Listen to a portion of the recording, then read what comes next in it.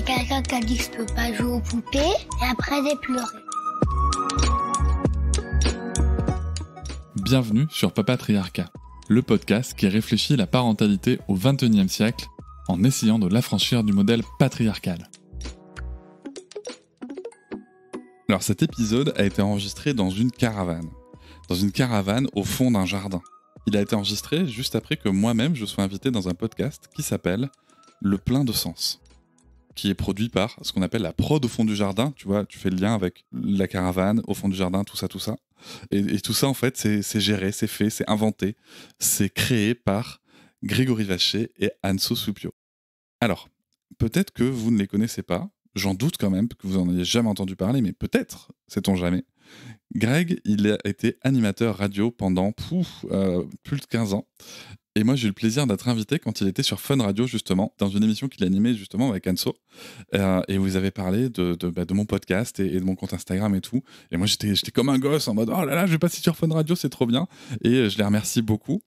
Et Greg avait dit une chose qui m'a vraiment marqué dans ce petit passage radio. Il avait dit « Ouais, tu sais, moi je suis papa, mais c'est pas très intéressant. » Et je m'étais dit ce jour-là « Mais mec, si, c'est justement parce que tu trouves pas ça intéressant que j'ai envie de t'en faire parler, tu vois. » Et ben, il se trouve que c'est pas loin, c'est en Gironde qu'on a enregistré, puisqu'il habite pas loin. Et on s'est donc donné rendez-vous pour faire comme ça des enregistrements pour son podcast et pour mon podcast. Et on va avoir cet échange justement sur sa paternité. Donc là, c'est un vrai témoignage de papa que vous allez avoir, sans filtre, comme d'habitude, avec beaucoup d'humour aussi. Et surtout, on va être accompagné par Anso. Anso, qui elle aussi est animatrice radio depuis plus de 20 ans, elle a fait ça. Et maintenant, elle se consacre pleinement justement à ce projet de la prod au fond du jardin et à ce podcast Le Plein de Sens, qui est un concept que moi j'aime beaucoup. C'est-à-dire qu'ils essayent de parler de choses profondes avec de l'humour. Parce que c'est vrai que, là je vais citer Greg qui me disait ça en off, c'est vrai que des fois on a l'impression que pour parler sérieusement de sujets profonds, il faut forcément avoir ce côté un peu élitiste, un peu... Alors moi j'aime ça, dans mon entourage on appelle ça le côté prout-prout, tu vois, genre voilà, il faut toujours être extrêmement sérieux, et alors qu'en fait non, on peut, nous les gens normaux, parler de choses très profondes aussi, voilà, sans forcément tomber dans le cliché du mec accoudé à son comptoir, voilà. Donc moi j'aime beaucoup ce côté normal, et en plus c'est fou parce qu'on vient du même coin avec Greg, et donc on a connu vraiment aussi ces milieux où on a grandi dans des milieux très modestes avec des gens normaux, quoi. Et ça c'est vraiment quelque chose sur lequel je le rejoins pleinement, se parler des gens de la vie de tous les jours, quoi. Ça c'est vraiment hyper important. Alors Greg, vous pouvez aussi le retrouver maintenant, notamment sur scène, puisqu'il se lance dans le stand-up avec, excusez-moi du peu, juste en notamment la première partie de Verino. Voilà, on commence petit, on va dire. Bien entendu, vous avez compris que c'est une blague, et justement des blagues, va y avoir de la vanne. C'est pour ça que j'ai demandé à Anso de rester pour l'enregistrement. Je trouvais que c'était intéressant comme format, d'avoir ce côté, parce qu'ils se connaissent très très bien, avec parfois des vannes, avec parfois des questions qui moi me seraient pas venues. Et en tout cas, j'ai passé un très très très bon moment. J'ai pas du tout vu le temps passer en enregistrement. Donc généralement, c'est signe que c'était vraiment très chouette. Et on va commencer tout de suite avec cette première question. Greg, d'où est venu ce désir d'enfant ? Non, mais je pense depuis que je suis ado, quoi, depuis que je commence à penser à ma vie d'adulte, à réfléchir à tiens, qu'est-ce que je veux faire comme boulot ou quoi. Je pense que ma priorité, c'était de me dire que je voulais des enfants. Et j'ai même eu un truc assez rapidement qui était étrange, c'est que je me souviens avoir dit à ma femme quand on s'est rencontrés il y a 10 ans, je lui ai dit nos enfants me manquent. Ils n'existaient pas encore, mais je ressentais vraiment ça. Mes enfants me manquaient. Et ça vient d'où, à ton avis ? Alors ça, j'en ai aucune idée. Je pense que je sais pas si j'ai été très épanoui en tant qu'enfant, moi, tu vois. Je sais pas vraiment si j'ai été épanoui de ma relation avec mes parents, même si je les aime aujourd'hui et qu'on a une relation maintenant en tant qu'adulte. Je pense en tant que jeune enfant, il y a peut-être un truc qui n'a pas existé et qui m'a manqué, et que du coup, il y a peut-être un amour qui m'a manqué que j'ai voulu redistribuer, tu vois, je sais pas. Et voilà, c'est comme ça que je l'explique. Après, je suis pas psy pour l'instant. Un amour de la part de tes deux parents, ou tu fais une différence entre ton père et ta mère ? Ouais, je fais une petite différence, c'est que mon père, il était super absent. Alors c'est pas le père absent qui partait sur les routes et que tu voyais qu'une fois par semaine, il était là tous les soirs. Mais je pense que lui, il a jamais eu lui-même de relation vraiment approfondie avec son père. Son père, c'était quelqu'un qui partait au boulot, qui rentrait tard et qui se couchait. Lui, il a un peu reproduit le même schéma. Il fallait qu'il assure pour la famille, financièrement. Voilà, on est vraiment sur des vieux modèles un peu clichés. Mais pour lui, c'était ça. Il fallait prendre tout à bras le corps. Ouais, voilà. Et du coup, moi, c'est un monsieur que je voyais de temps en temps, mais on communiquait pas. J'ai jamais eu c'était bien l'école, raconte-moi un peu ta journée. On n'a jamais discuté. Avant, je pense, mes 13-14 ans avec mon père. Quand j'ai été un peu adulte, c'était plus facile pour lui de me poser des questions. quand je m'approchais de l'âge adulte. Mais en tant qu'enfant, non, il s'est pas trop du tout intéressé à ce que je faisais. Donc je l'aimais, mais j'aimais un homme un peu mystérieux pour moi. C'est marrant parce que t'en parles en disant ce monsieur, tu vois. Bah parce que... c'est rigolo. Non, mais cette il le perception, voit, tu vois. Ah oui, en plus. Non. Non, mais, mais cette perception-là. parce que pour moi, en plus, du coup, c'était ça qu'était un père, quoi. C'était ancré dans toutes mes cellules qu'un père, c'était ça. C'était un homme que tu voyais, il est gentil, il sourit, mais il parle pas beaucoup. Et quand j'ai découvert vraiment sur le tard que des amis à moi du collège ou du lycée avaient des pères avec qui ils rigolaient, présents et tout, j'ai un peu halluciné, quoi. Je me suis dit, mais qu'est-ce que c'est C'est pas bon. Ouais, il y avait un truc, limite, ça me dérangeait, quoi. C'est-à-dire que pour moi, c'était leur père à eux qui avait un souci, qui était genre, tais-toi et va travailler, quoi. Mais qu'est-ce que tu fais à jouer avec tes enfants C'est là étrange, tu vois. Et ma mère, elle était aussi très dans le travail, très absente. Je me souviens que les mercredis, par exemple, je l'ai passé avec ma petite sœur qui a 4 ans de moins que moi. Voilà, on s'auto-gérait un peu. Ah ouais. À partir de quel âge? Je pense qu'on s'est auto-géré à partir de... Je devais avoir peut-être 8-9 ans, quoi, quand j'ai commencé à garder ma petite sœur. Et en plus, on est dans des coins campagne où ça risque pas trop, tranquille. Et puis, tu avais le téléphone fixe qui avait déjà le post-it dessus de voilà, s'il y a un problème, tu m'appelles au bureau. Les pompiers, c'était le numéro. La police, c'était le numéro. Et puis, du coup, nous, ma mère rentrait quand même le midi pour nous faire à manger. Et puis, elle mangeait aussi vite fait entre deux trucs. Mais nous, je me souviens qu'on regardait beaucoup la télé, on coupait le son et on faisait parler les personnages. Après, on se faisait des ateliers créatifs. Moi, j'ai appris à ma sœur à faire des BD, par exemple. On se donnait un thème. Par exemple, le terrible accident. Et puis, hop, on avait 5 minutes. C'était bienveillant comme thème. Enfin, c'était des trucs positifs, quoi. C'est sûrement l'époque aussi du Club Dorothée et de Ken le Survivant. Ouais, c'est ça. Il y avait des trucs un peu plus Rémi sans famille et compagnie. Ouais. Quelle horreur, c'est Rémi sans famille. Enfin, quelle horreur, le pauvre, il avait vraiment pas le choix de... Mais c'est affreux, quoi. Mais on faisait des thèmes quand même un peu plus joyeux aussi. Genre Il y avait le terrible accident le jour de mon anniversaire. et on se dessinait des trucs et on se faisait lire nos BD. Et on se disait, ah, c'est marrant. Donc, du coup, j'ai noué, par contre, un lien incroyable avec ma sœur. C'est-à-dire que dans mon désir de paternité, je pense que ma sœur, quelque part, je l'ai considérée un peu comme un mélange entre ma sœur et ma petite fille. Et tu vois, c'est très bizarre. On n'avait que 4 ans d'écart, mais vraiment, je la surprotégeais. Je voulais lui apprendre des trucs, quoi. Et donc toi, tu t'es dit, moi, je vais avoir des enfants pour leur montrer que je peux ne pas être là. C'était ça le modèle que tu avais, du coup. Non, du coup, honnêtement, au début, je projetais rien. Peut-être que c'était vraiment un désir d'amour. Je suis en train de le penser au moment où je te le dis, parce que j'ai vraiment jamais cherché à analyser ça. Mais je pense que ça peut venir que de ça. J'avais vraiment de l'amour à donner, à en revendre, quoi, et peut-être besoin de ressentir de l'amour en retour, quoi. Et aujourd'hui, tu as 2 enfants. Oui. 5 et 6 ans, tu m'as dit. C'est ça. Comment ça s'est passé, du coup, le premier? Je sais pas trop quoi répondre. Tu veux dire... Déjà, est-ce que c'était décidé? Est-ce que c'était quelque chose de planifié? Comment il a été conçu? Ah, alors, tu vois les Volvo? Vas-y, alors, avec cette intro-là, dis donc.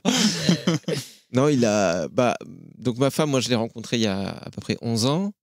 C'est marrant parce que je sortais d'une relation, tu vois, ce genre de relation où tu es fou amoureux et que tu idéalises une relation.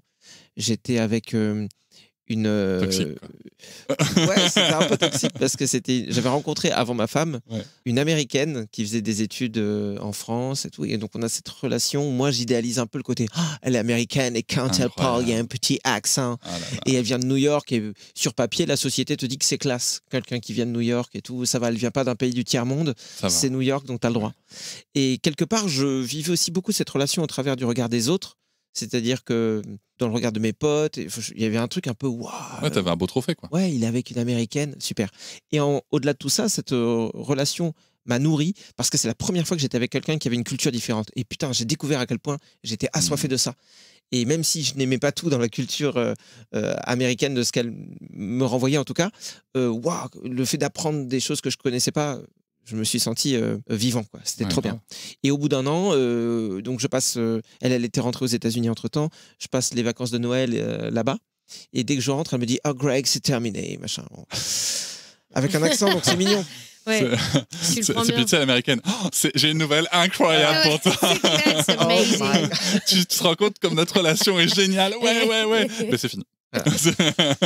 Mais en gros, voilà, à cause de la distance... Et toi, t'as dit « Make our relation great again ». Non, parce que je parle pas anglais. Ah, ok. C'est peut-être pour ça que ça se passait bien. Ça passe moins bien, ouais. Parce que je comprenais pas. Non, mais Bon, en vrai, ça m'a détruit parce que vraiment, Bien sûr. j'étais au sommet de la relation pour moi à ce moment-là avec elle. Et le truc qui s'est passé, c'est que derrière, j'ai vraiment été au fond du seau. Et j'ai un pote qui avait rencontré en soirée sa nouvelle copine du moment, qui était brésilienne. Et il m'a dit, il y a la meilleure amie de ma meuf. Je suis sûr que c'est le genre de fille qui te plairait et tout. Mais moi, j'étais pas du tout dans cette démarche de trouver quelqu'un, machin. Bref, au bout de quelques semaines, je rencontre cette fille et on se met à sortir ensemble. Et c'est vrai que je la trouve super. Mais moi, je suis vraiment encore dans ma relation qui saigne. Mon ex me renvoie des messages quand même de temps en temps pour me dire « J'espère que tu vas bien », juste pour remuer le couteau. C'était toxique. Je pense à toi. Voilà. Elle est bien restée toxique. Et moi, j'ai jamais réussi à me mettre à fond dans cette relation avec ma femme actuelle, avec Mariana. Et donc, au bout d'un an, on allait fêter nos 1 an, je la quitte. Je lui dis « Écoute, j'arrive pas à me mettre à fond dedans. Je vois bien que toi, tu es très amoureuse et je peux pas te faire ça et tout. » Donc, je la quitte. Donc, à la base, c'est... T'as pas posé une question sur mon fils. Non, la question, c'était comment ça s'est passé pour ton premier enfant. Ouais, mais on part de loin. À la base, je voulais remonter à l'époque des dinosaures. Il y avait des Comme disait Corneille à l'époque, hein, parce qu'on vient de loin. C'est ça. Mais ouais, moi, je sais faire que comme ça. Okay, remonter trop. Vas-y. Je quitte ma femme, du coup. Donc à l'époque, c'est plus ma petite copine, rien. Et je vais faire un truc que j'ai jamais fait dans ma vie, à savoir, je me laisse vivre. Et je sais pas pourquoi, pour moi qui ai toujours été assez réservé, qui n'ai pas été un gros dragueur parce que j'ai pas confiance en moi et que j'ai pas envie d'être lourd avec les femmes, mais ça on pourra revenir là-dessus. Moi j'ai vraiment pas envie de déranger, et surtout pas les femmes. Et donc du coup je vais même pas oser leur parler. Là je sais pas ce qui s'est passé, j'ai une espèce de confiance en moi qui fait que je parle à tout le monde, je m'en fous, mais vraiment dans un sens de j'ai envie d'échanger. Et donc j'ai des relations. Sans lendemain, mais plein. J'ai l'impression que dès qu'une femme je la désire, elle me désire en retour, et ça se fait, je fais waouh, mais qu'est-ce qui se passe? Et donc je vais avoir plein de relations, même avec des femmes que j'idéalise et vers qui je ne serais jamais d'habitude. Et je me rends compte que ces relations-là, je les ai idéalisées, que certaines femmes, je les ai idéalisées et qu'elles ne m'apportent pas ce que j'aimerais qu'elles m'apportent. Et je vois bien que je ne leur apporte pas ce qu'elles voudraient que je leur apporte. Et en fait, au bout de 3 mois, épuisé, harassé d'avoir tout couché. De devoir contenter toutes ces femmes. Non mais en réalité, j'ai connu beaucoup plus de femmes en 3 mois que j'avais connues en 30 ans de vie. Et enfin, à l'époque, 28. Et à ce moment-là, je me dis, mais qu'est-ce que j'ai fait? Et ce qui est marrant, c'est que mon périple se termine au Canada, parce que j'ai rejoint un pote qui est humoriste, qui fait le festival Juste pour rire et tout, donc je vais voir comment ça se passe, super. Donc voilà, Canada, qu'est-ce que je fais? Première chose, je rencontre quelqu'un, ok. Et là, il me dit, j'aimerais bien qu'on fasse 5 jours aux États-Unis. Et là, ça fait pop dans ma tête, je me dis, 5 jours aux États-Unis, je vais pouvoir revoir mon ex. Parce que quelque part, mais ouais, mais il fallait que je sache pourquoi elle m'avait quitté et tout.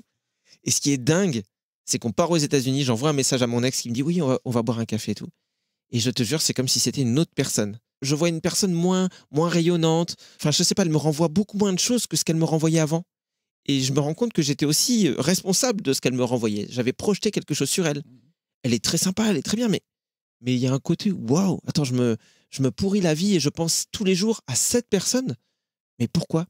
Et donc, il y a un déclic. On se quitte un peu comme ça. En plus, elle passe son temps à me parler de son nouveau mec. Donc, ça m'a un peu aidé à tourner la page. Et quand je rentre en France, ma première pensée, c'est Mariana, donc ma femme actuelle. Je me dis, c'est dingue, cette relation. Je ne lui ai jamais laissé la chance d'exister. À aucun moment. À aucun moment, j'ai tenté de vraiment vivre des choses profondes avec elle. À aucun moment, je me suis investi. Je me suis juste laissé flatter par le fait qu'une femme soit amoureuse de moi. Et en même temps, dès que je repense à des trucs, je me dis, mais elle avait l'air géniale, cette fille. Et en même temps, je me disais, mec, si tu la rappelles, tu peux pas lui briser le cœur, tu peux pas faire ça. Voilà, toujours ce souci de prendre soin de l'autre. Tu ne peux pas rappeler une femme pour lui dire, ah, finalement, tu me plais, et te remettre avec elle pour lui rebriser le cœur dans 15 jours, 1 mois, 1 an. Tu ne peux pas. Okay. Donc je me suis dit, ok, si tu reviens vers elle, c'est pour lui donner tout ce que tu as à lui donner. Et j'y ai réfléchi. Je lui ai envoyé un mail avec musique et tout. À l'époque, c'était quoi, Bruno Mars, genre about your flowers. T'as envoyé un mail avec la musique? Ouais. Avec le lien YouTube. Okay. Comment ne pouvait-elle pas craquer? Vous vous souvenez de cette chanson? Non. Toi, tu faisais des compil pour tes meufs à la fac ou comment non. ça se passe? Non, parce que je suis pas allé à la fac. Mais sinon, je l'aurais fait. And now my baby's dancing and she's dancing with another man. Oui, bon, on a compris, quoi. Non, mais parce que c'est important, les paroles de cette chanson. C'est en gros, j'aurais dû t'acheter des fleurs, machin. Bon, bref, j'aurais dû prendre soin de toi, j'aurais dû te considérer dans la relation. Et aujourd'hui, t'es dans les bras d'un autre homme et t'es très heureuse sûrement et c'est bien fait pour ma gueule. Et donc, c'est ce que je lui ai envoyé. Et bref, malgré ça, elle a accepté de me revoir. Tu l'as écrit, ça? J'ai juste envoyé cette musique et dans le mail, je lui ai dit ce que je vous ai un peu raconté juste avant, à savoir que je m'étais rendu compte que j'avais laissé aucune chance à la relation, qu'aujourd'hui j'étais très triste de ça et que je me sentais vraiment honteux de lui avoir fait tout ce mal et que j'aimerais qu'on se revoie. Point. Tu peux raconter justement, parce que moi j'ai pas écouté. Ouais, ça serait bien parce que c'était un peu trop court. Ouais. Les diplodocus, vous voyez ou pas? En fait, on se revoit dans un café et tout, et bref, ça se passe bien, on discute, on s'embrasse. Et à partir de là, je lui ai fait la promesse, en gros, que plus jamais je lui ferai le quart du dixième, du millième du mal que je lui avais fait. Ok, et 2 mois après, tu la quittes alors. Et après, je l'ai quitté. Parce que mon ex m'a rappelé. Non, c'est vrai. Non, putain. T'imagines. Non, et donc, on est à fond, demande en mariage 6 mois après. Ah ouais. Et le désir d'enfant, il arrive assez vite, puisque on se remet ensemble en juillet 2013. On va se marier en avril 2015. Et notre fils va naître en octobre 2016. Donc c'est assez rapide, on va dire. C'est pas non plus comme ça coup sur coup. Et oui, dès qu'on s'est marié, dès qu'on a habité très vite ensemble avant de se marier, on s'est marié. Et très vite, j'ai senti que c'était avec elle que je voulais faire ma vie. Et que donc ce désir d'enfant que j'avais depuis toujours, bah, c'est maintenant qu'il allait naître, qu'il devait naître. Surtout que, évidemment, là je parle pas d'elle, mais évidemment, elle était aussi hyper enthousiaste à l'idée de faire un enfant. Oui, c'est important de ne pas forcer les gens, ouais. Bah, c'est important de demander s'il te plaît au moins. Est-ce que je peux te faire un enfant s'il te plaît et après on voit si voilà, le rôle que tu occuperas. Mais voilà, on avait très envie et donc vraiment il est né dans ce truc d'amour fort. Ce qu'on a raconté dans le podcast d'avant, c'est que moi j'avais un tel désir d'enfant que dès qu'on a essayé, qu'à l'époque elle prenait la pilule, on a essayé une première fois. Le mois d'après elle n'était pas enceinte, donc je me suis dit je suis stérile. Voilà. Et de toute façon, c'est comme si je le sentais depuis toujours. Je savais que, vu que mon plus grand rêve, c'était d'avoir un enfant, bah forcément, la vie allait faire que je n'allais pas pouvoir en avoir. Il fallait que je lutte. C'est beau, la pensée positive. Tu vas voir, c'est vraiment ce qui te caractérise.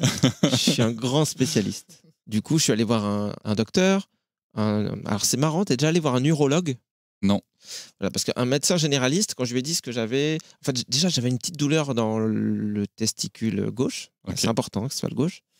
Et moi, je vais voir un généraliste en me disant, non, en gros, je n'avais pas de médecin attitré, donc je choisis un homme sur Internet qui a l'air d'avoir un certain âge, tu vois, je choisis un Roger ou quelque chose comme ça pour être sûr que je vais tomber sur un homme qui a l'habitude et à qui je vais pouvoir montrer mes bouliches. Et en fait, j'arrive, et évidemment, on est dans un mauvais film, une mauvaise comédie américaine. C'est ton ex. Non,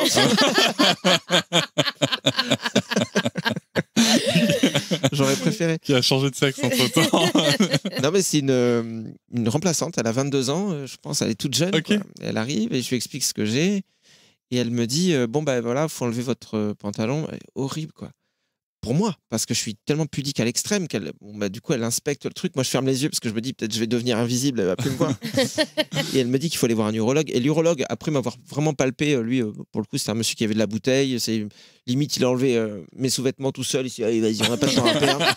En plus, on est à Paris, quoi. Il y a du rendement, donc baisse-moi ça, clic, clac, clouc, t'as un varicocèle. Il me dit varicocèle, un truc qui fait que ça change la température et que c'est plus difficile d'avoir des enfants. Donc moi, tout de suite, je décide de me faire opérer. Et vraiment, ils avaient dit pas de rapport sexuel pendant 3 mois après l'opération. Parce qu'il y avait tu as respecté, j'imagine? J'avais une grosse cicatrice. Le premier mois, je l'ai respecté parce que sinon, le truc s'ouvrait. Hein, donc, j'avais pas envie de perdre mes entrailles dans le lit parce que je me dis, ça fait tâche. Par contre, dès que j'ai senti que c'était un peu refermé et tout, et puis ma femme, dès qu'elle m'a dit, là, j'ai quand même très envie, et que je lui ai dit, écoute, moi, j'ai quand même très envie aussi, on s'est dit, tant pis, on s'en fout des lois, on y va. Et là, paf, elle est tombée enceinte direct. Donc, tout ça pour répondre que oui, mon fils, il était désiré vraiment très fort. Et donc, elle tombe enceinte et elle t'annonce ça. Et elle me l'annonce, je me souviens, j'étais en train de faire... Parce que moi, je faisais de la radio à l'époque, je me levais très tôt le matin. C'était 6h, 9h, nos horaires d'émission. Et donc, le premier truc que je faisais en général en rentrant chez moi vers midi, je pionçais, quoi. Et là, j'étais vraiment sur le canapé en train de dormir. Et je me souviens qu'elle me réveille, elle monte sur moi, mais en sautillant, beaucoup trop d'enthousiasme pour me dire bonjour, quoi. Qu'est-ce qui se passe? Pour te souhaiter une bonne sieste. Et vraiment, elle me colle le truc sous le nez, quoi, sous les yeux, le test de grossesse. Ah, le truc sur lequel elle vient de pisser. Ouais. Okay. Mais elle l'avait fait le matin même, donc ça avait eu le temps de sécher, donc ça va. Et elle me dit, regarde et tout. Et là, je me souviens que à la fois, d'un coup, je suis hyper réveillé, et d'un coup, je suis dans une réalité parallèle où je l'entends parler au ralenti. Et j'entends mon cœur qui fait tout. Et je sais pas, la lumière est beaucoup plus brillante et je regarde autour de moi. Vraiment, c'est comme si tout était un peu en pause et je ne sais pas ce que je ressens. Il y a un truc hyper fort en moi. C'est pas du tout une angoisse. C'est pas un vrai plaisir, une vraie joie non plus. C'est un sentiment nouveau. Je sais pas du tout mettre de mots là-dessus. Évidemment, je suis super heureux. Mais je pense que c'est tellement un mélange de plein d'émotions que ça fait une espèce de petite boule d'émotions que mon corps n'a jamais appris à analyser. Et là, ouais, je suis la personne dans les minutes qui suivent, dès que le son revient et que elle est de nouveau là, et oh là, on va avoir un bébé. Et wouh, c'est le jour le plus magnifique de toute ma vie, quoi. Et plus rien n'a d'importance. J'ai envie d'appeler mes collègues et dire allez vous faire foutre. J'ai envie de dire au mec chez qui je paye un loyer, je m'en fous, je le paye plus, tu vas faire quoi, tu vas me virer, je m'en fous, ça n'a pas d'importance parce que tout ça c'est de la merde. Tout ça c'est pas la vraie vie. Je m'en fous de tout ce qui peut se passer maintenant. Tout le reste c'est de la merde. Ça y est quoi, c'est génial. Et bon, j'ai quand même pas appelé mon proprio ni mes collègues puisqu'ils avaient rien demandé les pauvres. Mais ouais, je me souviens que ça a été c'est sûrement le plus beau jour de ma vie. Avec évidemment les soldes qu'il y a eu à la Fnac en 2002. Puisqu'il y avait eu du moins 70% ce jour-là. Sur les DVD, c'est comme ça que j'ai eu Taxi 2. Petit vénard. Et donc, la grossesse se passe bien? La grossesse se passe Pour toi, ça va super bien. Ouais. Ma femme, c'est plutôt marrant parce qu'il y a quand même eu... ça s'est passé bien quand même. Bon, après, c'est toujours très difficile parce que ça fait 6 ans. Et autant ma femme que moi, on en parlait il n'y a pas longtemps, le cerveau, il a tendance à oublier des trucs. Parce que c'est tellement bien que les trucs un peu relous... C'est pour ça d'ailleurs que les gens disent « Ah, tu verras, c'est génial ». En fait, ils ne se souviennent pas de ce qui était dur. Et je me souviens de 2 trucs qui m'ont marqué. Au tout début, c'est l'extrême sensibilité de ma femme. C'est-à-dire qu'elle est allée à la boulangerie et elle me ramène elle sait que j'aime les tartelettes au citron meringuées. Et donc, elle me dit « Tiens, une tartelette au citron meringuée ». Je dis, c'est trop gentil et tout, merci d'avoir pensé à moi et tout. J'ouvre le truc. Et en fait, elle n'était pas meringuée. Je dis, c'est une tartelette citron. Et elle me dit, mais je pensais qu'il y avait de la meringue. Et là, je me souviens, on était dans l'ascenseur en allant vers mon appartement et elle se met à pleurer, mais vraiment. Et vraiment dans un petit meuble parisien où vraiment tout le monde entend. T'as des portes qui s'ouvrent de qu'est-ce qui se passe. Mais pourquoi elle n'a pas mis la meringue? Mais tout va bien, c'est trop gentil de m'avoir apporté cette tartelette. Je suis pas sûr qu'on doive pleurer pour ça. Ça me touche trop. Et là, j'ai compris que wow, il y avait un truc hormonal qui se jouait, que je voyais pour la première fois. Après, ça c'est franchement, elle vivait bien sa grossesse. Vraiment, elle aimait son corps qui changeait. Moi, c'est pareil, c'est un truc que j'aimais et que j'aime. Je trouve qu'un corps féminin qui porte la vie, mais c'est tellement beau. Enfin voilà, c'était vraiment même un temple vivant. Limite, je voulais la protéger de tout. Je voulais qu'elle manque de rien. J'en faisais limite peut-être trop. T'étais relou, quoi. Ouais, voilà. C'est mais à la fin, ça a été dur pour elle. À la fin, sur les 2 derniers mois, elle avait beaucoup de douleurs. Elle avait les jambes qui enflaient. Les pieds ont énormément... on va revenir sur les dinosaures. Mais vraiment, quand elle marchait dans la pelouse, tu vois les empreintes dans Jurassic Park. Vraiment, tu vois, un diplodocus. Non. Et vraiment, ses pieds, je pense qu'elle faisait du 46. Et donc, elle avait hyper mal. Donc, moi, je lui faisais des massages et tout. Mais j'ai l'impression que... c'est même pas, j'ai l'impression, j'ai la confirmation que je suis nul en massage. Tu n'avais pas les bras assez grands. C'est ça. Mais je faisais tout ce qu'il faut pour qu'elle soit bien. Et l'autre truc, vraiment, c'est qu'elle se mettait à rôter. Ma femme, elle fait partie de ces gens qui disent « je sais pas rôter ». Il y a des gens comme ça, ils disent « je ne sais pas rôter ». Et donc, du coup, quand un rot arrivait, elle ne savait pas l'arrêter, puisqu'elle n'avait jamais vécu un rot. Donc, elle nous a fait des trucs, genre dans le bus à Paris, ou vraiment dans le... Et je me souviens de ça, on était dans le bus à Paris, justement.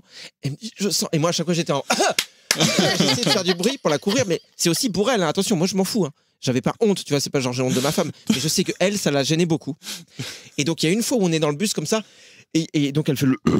Comme ça, vraiment, désolé hein, de faire ce bruit-là, c'est un faux, vous inquiétez pas. Et je me souviens, on est assis, et sur le siège de devant, il y a un jeune garçon, je sais pas, qui doit avoir 16 ans, qui se retourne et qui nous regarde.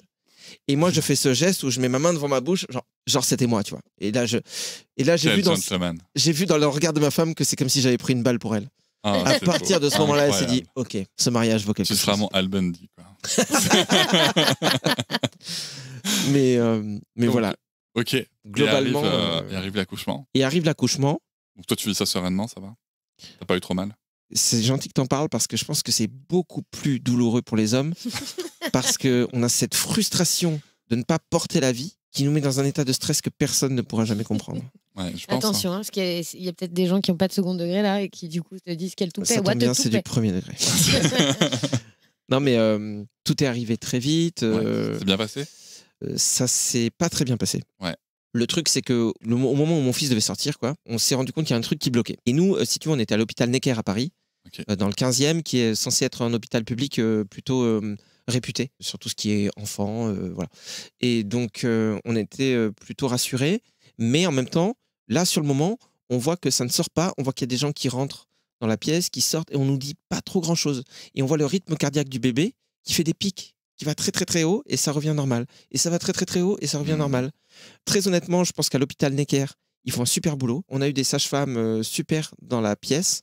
Maintenant, il y a eu, je dirais, peut-être 1 ou 2 éléments qui ont été... des gens qui ont vraiment mal fait leur taf. Rien à voir avec l'hôpital, mais dans le sens où ils ne nous expliquaient rien, ils nous ont laissés dans cette panique, en fait. T'avais fait projet de naissance et tout en préparation ou pas, à cette époque-là? Je sais pas si ça s'appelle comme ça, mais en tout cas, on a eu beaucoup de rendez-vous.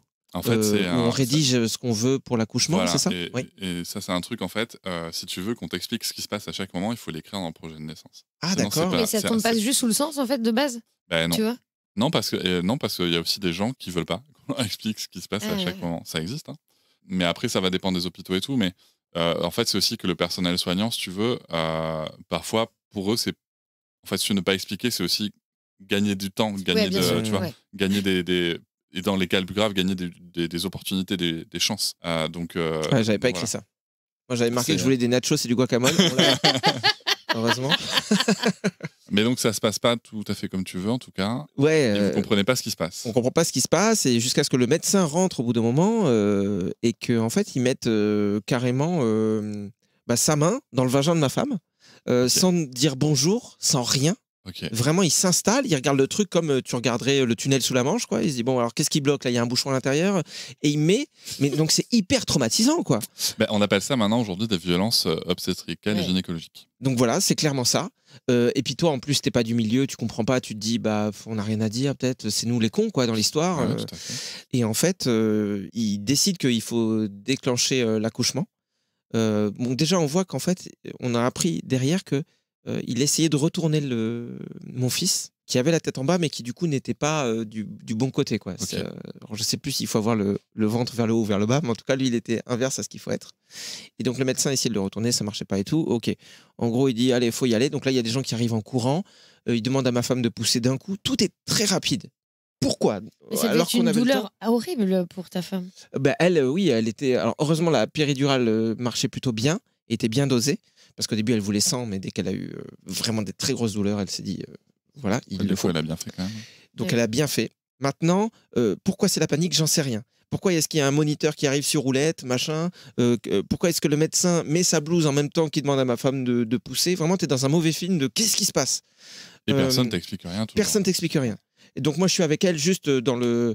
Parce que de toute façon elle ne recherche que mon regard, dans le allez on y va, ça va bien se passer, on pousse et tout.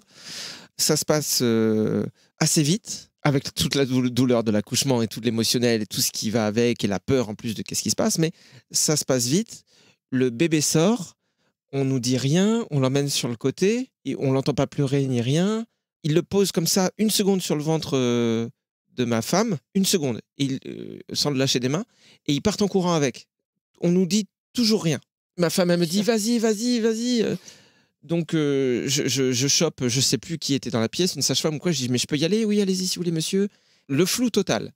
Je suis cette personne qui est là-bas derrière, dans une pièce. Elle met mon fils dans un petit lit et elle est en train de lui mettre des tuyaux dans la gorge, dans le nez, un truc. Elle scotche des trucs au niveau de son cœur, de machin. Je comprends pas ce qui se passe. Et mon fils, il fait un espèce de bruit, il fait un...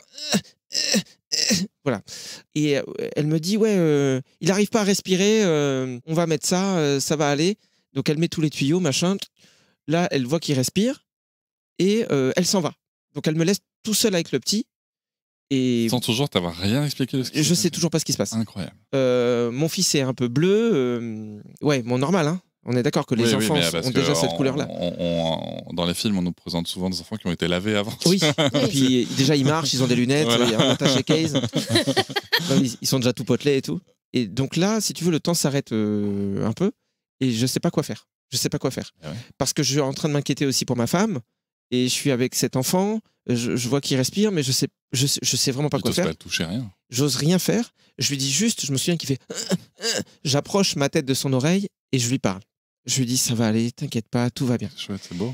Et là, c'est encore un peu émouvant pour moi de repenser à tout ça. Mais c'est bien, vas-y. Prends ton temps. Mais en gros, je vois qu'il s'apaise. Je vois que le bruit bizarre qu'il fait s'arrête. Donc je me dis, bon, au moins ça doit marcher. On Quoi, va tu vois. tous Mais tu vas quand même pas chier tout le monde là, mais c'est bon quoi. Vas-y, c'est bon, ça Je va. me dis que le fait de lui avoir parlé quand il était aussi dans le ventre de ma femme, tu vois, je me dis, ça se trouve, il reconnaît ma voix, il y a un truc, bon, c'est plutôt cool. Et si tu veux, je vois des gens qui courent et qui rentrent dans la pièce où ma femme a accouché. Donc très vite, je me dis, il faut que j'y retourne. Je rentre dans cette pièce, il y a encore plus de monde qu'avant. Et on me dit juste, non, non, monsieur, vous pouvez pas rentrer, vous pouvez pas rester. Elle fait une hémorragie. Et on me fout dehors. Et là, je quitte juste le regard de ma femme, un peu paniqué, et on me fout dehors. Et là, je me souviens vraiment être dans ce couloir, entre d'un côté mon fils, qui est dans son lit, de l'autre côté cette pièce où il y a ma femme, et il y a des gens qui continuent à arriver en courant. Et je comprends rien à ce qui est en train de se passer. Et c'est ce moment-là où je me souviens que ma volonté, par rapport à ce que je ressentais, c'était de tomber. Je voulais tomber et m'éclater la tête sur le sol. Pas pour mourir, mais pour perdre connaissance, parce que c'était trop dur pour moi de vivre tout ça. Au final, après être resté comme ça, hébété, tu vois, quelques minutes, je suis retourné auprès de mon fils et j'attendais, quoi. Mais je ne saurais pas dire combien de temps se sont écoulés. Est-ce que c'était 10 minutes? Est-ce que c'était 1 heure? J'en sais rien du tout. Jusqu'à ce qu'une jeune, je ne sais pas comment on appelle ça... Interne. Oui, voilà, une interne. Donc, c'est des personnes qui font leurs études en même temps qu'elles ont un temps à l'hôpital, qui était adorable. Elles viennent et elles m'expliquent. Elle me dit, ça va, monsieur? Donc, je dis, bah, ça va Là, vous c'est surprendre. pas- Super. Ça va vous surprendre, mais je suis pas au top. Elle me dit, écoutez, votre femme, en fait, elle a fait ce qu'on appelle une hémorragie de la délivrance. J'en avais jamais entendu parler, alors que c'est très répandu. Donc, elle a perdu du sang, mais c'est bon. C'est un truc qu'on gère très bien. Ils sont en train de le gérer, ça va très bien se passer. Et votre fils, voilà, il a besoin d'un petit peu d'assistance pour respirer, mais ça va aller, vous inquiétez pas. Et puis elle repart très vite parce que je sens que, en fait, on est mal tombé également, faut dire ça. Je cracherai jamais sur l'hôpital parce que je sais pas comment ça se passe et je sais, comme tout le monde, que l'hôpital a de moins en moins de moyens et que c'est très compliqué pour les gens qui travaillent là-bas. Ce qui est sûr, c'est que la situation a été compliquée parce que, apparemment, il y a eu un truc dans l'univers qui fait qu'ils ont envoyé dans cet hôpital, je sais pas combien de femmes en même temps qui ont accouché. Ça a été très problématique pour eux à gérer parce qu'il y a eu plusieurs accouchements vraiment en même temps. Et ça, je l'ai su qu'après. Donc, elle repart auprès de ma femme. Ça te fait du bien à ce moment-là, Non, honnêtement, non. Ouais. Je l'analyse après, mais là, sur le moment, moi, j'entends pas ça. J'entends juste que je peux pas voir ma femme, que mon fils... Et puis, tu sais, c'est très bizarre parce que mon fils, au début, c'était mon fils. J'avais l'instinct de je suis son père, il faut que je le protège, mais je ressentais pas encore cet amour de. Et j'avais l'impression que déjà je devais prioriser. Est-ce que tu vas être auprès de ton fils ou de ta femme? J'avais un côté, bah, ma femme, je la connais depuis plus longtemps. Enfin, Non, mais Pardon, c'est vrai, c'est c'est pas- vrai. Non, mais... et toutes ces réflexions, elles arrivent en vrai en 1 millième de seconde. Mais T'es oui, pas en bien train de te sûr. poser, t'as pas une liste, tu vois, avec les pour, les contre. Alors, Non, tu mais vois, je sais, mais c'est bien que tu le dises parce qu'en fait, on se pose pas la question d'un avis extérieur. Ben, en fait, nous, ça, tu vois, par exemple, avec ma compagne, c'est un truc dont on avait parlé avant. Ah ouais. C'était s'il y a un problème avec le bébé, qu'est-ce qu'on fait? Hmm. Si moi, en tant que conjoint, je dois. Alors, on n'est pas mariés, donc j'ai pas cette possibilité-là, mais si par exemple, à un moment, il faut décider qui est-ce qu'on sauve, c'est un sujet qu'on avait abordé avant. C'est Hmm. marrant, et t'avais pas peur que ça te porte la poisse? Enfin, genre, tu vois. Non, au contraire, parce que du coup, si tu veux, en plus, nous, tout s'est pas passé exactement comme on voulait, on n'a pas du tout eu ce même délire-là. Hein. Mais non, au contraire, t'es serein parce que tu te dis, voilà, la décision, je me suis déjà un peu projeté dedans. Et moi, c'était sauver ma femme. Donc voilà. Non pas parce que je la connais depuis plus longtemps, mais parce que. Il y a un petit feeling, quoi. Voilà. Ouais, non, là, puis en fait, on pourrait refaire tout un épisode là-dessus, si tu veux, mais voilà, il y a plein de choses à prendre en considération. Il y a le fait que l'enfant, tu sais pas aussi s'il va survivre. Tu vois, Oui. ta femme, tu sais aussi que tu peux faire d'autres enfants. Enfin, il y a un côté les chances. Ouais. Quelle est, tu vois, les chances. Donc, Puis ton enfant, tu le sauves, et puis 15 ans après, il fait les anges sur Énergie 12. Ah, ben ça, voilà.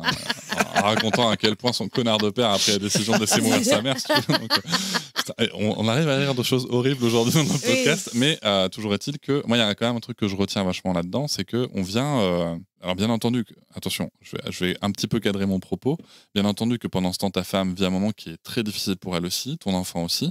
Mais en attendant, toi, la seule chose qu'on fait, c'est qu'on vient te donner les informations. À aucun moment dans ce que tu me dis, j'entends « Monsieur, venez, on va prendre soin de vous aussi ». J'aurais peut-être fallu se poser avec toi, dire vous venez de traverser un truc pas évident, c'est votre premier enfant, il se passe des choses compliquées. qu'est-ce que vous avez à nous dire. Tu vois, quitte à ce que tu gueules un coup, tu vois, et que ça sorte, tu vois. Alors, heureusement, on a eu ça dans un deuxième temps. C'est mieux que rien. Pour terminer ce truc-là, à un moment, on vient me voir, vous pouvez rentrer, monsieur. Donc, là, tu rentres chez toi. Ouais. Et je me fais un Burger King.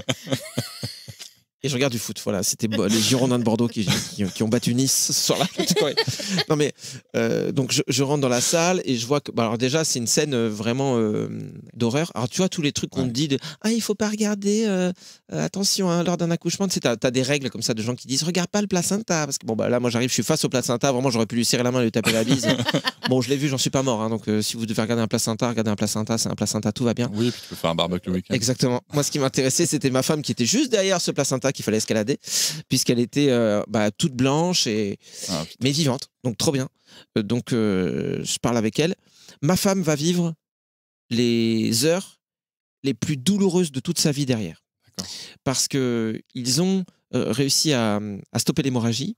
Par contre, pour être certain qu'elle ne va pas perdre de sang, je ne suis pas médecin, je ne saurais pas bien l'expliquer, mais ce qui est sûr, c'est que toutes les demi-heures ou toutes les heures, une sage-femme doit venir et doit lui appuyer très très fort sur le ventre pour être sûr que le sang ne sort pas. Et ça, c'est une torture. J'ai jamais vu ma femme souffrir autant qu'à ce moment-là. En parallèle, au bout d'une heure, on me dit... ça aussi, c'est fou. Je vais voir mon fils très vite. Dès que je vois que ma femme, ça va mieux et que le personnel médical s'en va, elle-même, elle me dit, va voir le petit, va voir le petit. Donc, j'y vais. Et au bout d'un moment, la personne qui vient de temps en temps faire des allers-retours à côté de lui, elle enlève les tuyaux et tout. Et elle me place dans une couveuse. Et là, je fais, mais vous faites quoi? Elle me dit, on va le mettre dans la chambre. J'ai dit, mais c'est bon, là, il respire? Elle dit, oui, oui. Et je dis, d'accord, mais il doit rester dans la couveuse, on va pas pouvoir le prendre dans les bras, ma femme ne va pas pouvoir le prendre. Elle dit, si, d'accord. Donc, je la suis avec le chariot, mais vraiment sans émotion, quoi. Genre, ouais, si. Ah, bon, bah, ok. On va dans la chambre, et puis là, donc, elle sort le petit, évidemment, elle le met dans les bras de ma femme, et ça y est, là, ma femme le serre fort, et elle pleure, et voilà, et après, je le prends aussi, je me mets torse nu, forcément, peau à peau et tout. Et aussi pour montrer que j'ai des pecs, hein, parce que forcément, je fais du sport. Non, c'est pas vrai, mais bon. Mais là, vraiment, ton corps, même si t'es une paupiette de veau, tu t'en fous de ton corps. Hein. Là, tu veux juste avoir un seul lien avec ton enfant. Et donc, on va être quand même dans notre petite bulle, entrecoupée de quelqu'un qui vient torturer ma femme toutes les heures. Quand je dis ça, c'est pas péjoratif, c'est pas dire qu'il vient de lui faire du mal pour lui faire du mal, mais parce qu'elle le vit vraiment comme une souffrance et c'est terrible de voir sa femme souffrir comme Bien ça. sûr. Mais on est dans cette salle, en plus, il n'y a plus de salle de libre, donc on est obligé de rester dans cet endroit avec du sang partout sur les draps. Il y a du sang sur le sol, enfin c'est vraiment, mais je te jure, je pensais pas que ça existait à part dans un hôpital improvisé dans un sous-sol, tu vois, en Roumanie. Bon bah avec des potes mécanos qui disent t'inquiète, je t'accouche ta femme. Là j'aurais compris, tu vois. Mais là à l'hôpital Necker, je m'attendais pas à ça. Et une fois de plus, je rejette pas la pierre parce que je comprends qu'il y avait des circonstances atténuantes Oui, et au sûr, final, ouais. Ma femme va bien, mon fils va bien, c'est tout ce qui compte. Et puis en plus, il y a peut-être les mêmes problématiques ou plus graves ou moins graves sur les autres multiples accouchements à ce moment-là. Bien Donc, sûr. C'est vrai qu'on ne sait pas, tu vois. Exactement. Et derrière, il y a quand même une personne qui vient nous voir en disant écoutez, si l'accouchement a été difficile, on a du soutien psychologique, on peut vous faire venir quelqu'un, voilà. Et donc on a pu parler avec une personne qui est venue nous voir, je crois, 2 ou 3 fois. On a pu dire tout ce qu'on sentait. Bon, ma femme, elle était vraiment tellement affaiblie qu'elle parlait quand même assez peu. Moi, je pense que toute la colère que j'avais en moi, j'ai été obligé de la sortir, pas sur la personne, hein, mais envers l'hôpital, la façon dont ça a été traité, parce qu'à l'époque, évidemment, je disais que c'était un scandale, que c'était horrible et machin. Et on a été écoutés, on a eu une personne très compréhensive derrière, et je lui ai raconté un truc quand même, tu vois, puisque on parle dans ton podcast aussi, j'ai l'impression un peu de patriarcat, de temps en temps, il paraît. Il y a un truc qui m'a vraiment saoulé, c'est que les femmes présentes étaient hyper à l'écoute, hyper présentes, hyper douces, depuis le début. Et Jean-Michel, le médecin, il est vraiment rentré, donc au-delà de mettre son bras dans des femmes sans leur dire bonjour, il est rentré comme une rockstar. Je connaissais pas ce truc-là à l'hôpital, et c'est là que j'ai pris conscience que, parce que moi j'y connais rien du tout en hôpital, en hiérarchie et tout, mais que tu avais des médecins comme ça qui arrivaient en mode, je suis le boss, je suis non seulement celui qui prend le plus de thunes, mais je veux vraiment que tout soit là, prêt pour moi. Limite, j'ai un assistant main droite qui va mettre le gant, assistant main gauche qui va mettre le gant sur la main gauche. Vraiment, il avait cette attitude de rockstar, pas du tout un regard pour nous. Il parle à peine aux autres, c'est file-moi le truc, la clé de 12, machin. Moi, j'y connais rien non plus en instrument de médecine. Et puis, tout lui est donné comme ça. Et ça, je l'ai dit, je me souviens, à la personne qui était là pour faire notre assistance psychologique, notre soutien psychologique. Et je me souviens que quand je lui ai parlé de ça, Elle s'est tournée vers sa collègue, elle a un peu levé les yeux, elle a dit, tu vois. Et j'ai senti que je touchais du doigt un truc. Ah oui, bien sûr. Mais je ne savais pas, moi je suis très naïf là-dedans. Tu sais, en plus, c'est très récent, hein, les sujets des violences obstétricales et gynécologiques. Il y a un collectif, d'ailleurs, j'en profite pour le nommer, qui s'appelle Stop Vogue, qui travaille dessus. Et c'est très récent qu'on ose en parler parce que c'est assez fou, tu vois. Et ça date depuis toujours. Moi, j'ai fait un épisode avec ma mère où elle raconte ses accouchements. Et au-delà de ça, en plus, c'est ultra tabou parce que les femmes entre elles, de la même manière, ne se disent pas forcément ces petites choses-là, tu vois. Après, puis sans vouloir faire de généralité, si le quart des hommes vivaient, tu vois, même la contraception, même tout ça, je pense qu'on aurait trouvé plus de solutions. Enfin, tu vois, oui, non, mais c'est sûr. C'est sûr et certain. Quoi. Et donc, toi, tu te retrouves, donc vous restez à la maternité quelques jours. Oui, le temps classique. Dors sur place je dors sur place. Okay. Et après, vous rentrez et c'est le début de ton grand congé paternité. Mon congé paternité, je ne l'ai pas pris, du coup, parce que... Bouh Qu'on lui jette des pierres. C'est dommage, c'était bienveillant là-bas, Cédric. Ouais, c'est ballot. Parce que c'est pas mon enfant qui me permet de gagner ma croûte et de m'acheter la Tesla de mes rêves. Non, évidemment, rien à voir, c'est que... Enfin, rien à voir, non. Bien que j'ai jamais placé le travail au centre de ma vie, loin de là, ce sera toujours famille, famille, famille, famille. Il n'empêche que j'avais commencé un nouveau boulot depuis à peine 2 ans et que j'avais entendu des discours. Donc à l'époque, j'étais à la radio, de co-animateurs, d'animateurs, de gens qui bossaient dans la radio, qui disaient « Ah, mais moi, le lendemain de l'accouchement de mon fils ou de ma fille, j'étais à l'antenne, j'étais là. » Et il y avait un côté, ils étaient respectés, quoi. Bah, t'imagines, ils viennent quand même de sortir un enfant de leur corps, quoi. C'est vrai que c'est... Non, mais t'avais ce truc-là. C'est ça. T'avais ce truc fou. Et donc, je m'étais même pas posé la question, il fallait que je sois là. Là où je m'en suis bien sorti, parce que je m'en voudrais toute ma vie de ne pas avoir pris ce congé paternité, là où je m'en suis bien sorti, c'est que, vu que je faisais des émissions tôt le matin, je pouvais être chez moi très tôt également.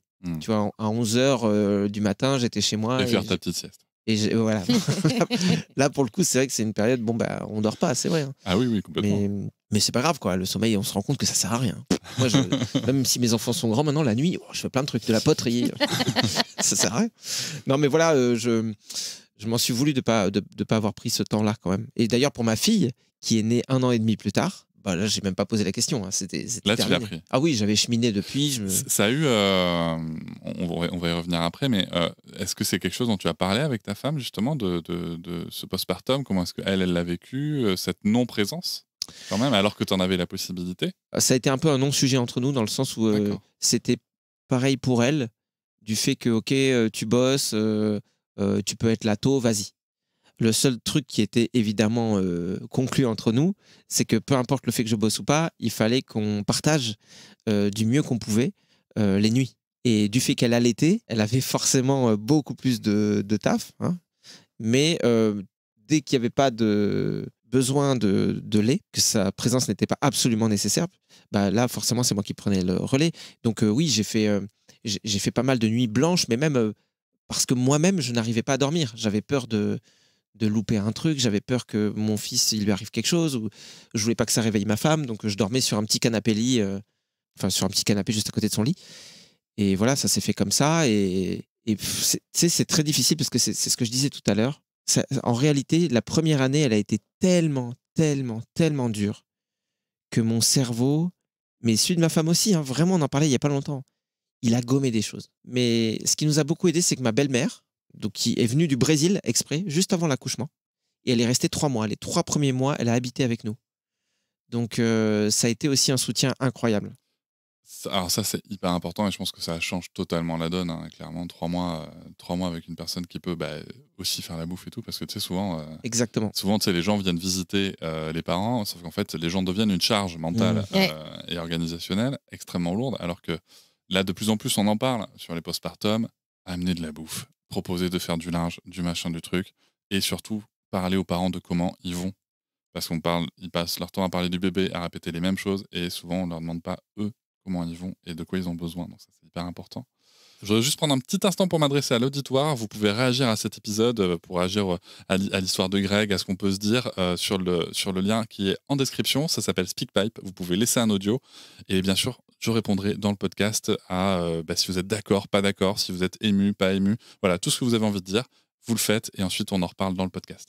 Tu disais qu'on oublie des trucs. Moi, je te rejoins à 100%. C'est marrant parce que tu vois, moi, je me dis que si on doit avoir un deuxième enfant, je vais documenter en fait. Pas forcément pour le rendre public, mais pour moi en fait. C'est-à-dire que je me ferai des enregistrements de mon petit journal de bord, tu vois, pour plus tard parce que je pense qu'on oublie des choses, on oublie des choses difficiles. Et nous, heureusement, on a pris beaucoup de photos.